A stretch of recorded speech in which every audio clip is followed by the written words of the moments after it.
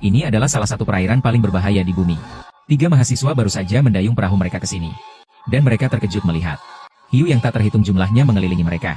Pemandangan mengerikan di depan mereka membuat mereka ketakutan dan buru-buru mendayung dengan panik. Namun, detik berikutnya, sirip hiu di sekitar mereka semakin tinggi dan semakin cepat. Hanya dalam sekejap, sekoci itu telah dikepung. Sebelum mereka sempat bereaksi, tiba-tiba muncul lubang raksasa di tengah lautan. Semua air laut mengalir deras ke dalamnya. Saat itulah mereka akhirnya mengenali monster itu. Ia adalah Charybdis, kraken penjaga laut monster.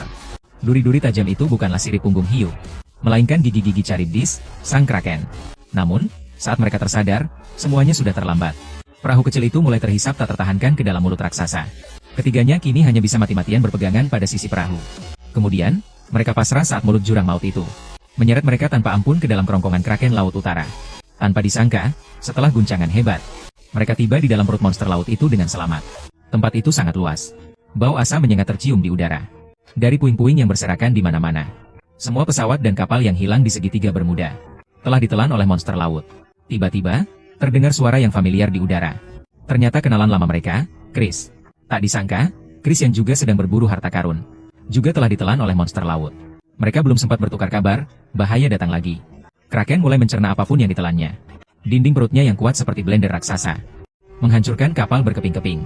Tak lama lagi, seluruh kapal perang beserta semua orang akan dicerna oleh asam lambung tanpa sisa. Dalam situasi genting, Percy memanjat meriam, terus-menerus membombardir titik terlemah di perut Kraken. Meriam kapal perang yang kuat berhasil menembus tubuh Kraken, menciptakan sebuah lubang. Kraken yang kesakitan hampir meremukkan seluruh kapal perang. Reich memanfaatkan kesempatan itu, menginjak pedal gas dan melaju menuju lubang tersebut. Akhirnya, kapal perang berhasil menembus dinding perut dan lolos dari dalam tubuh Kraken. Kedua tim akhirnya kembali ke permukaan laut dengan selamat.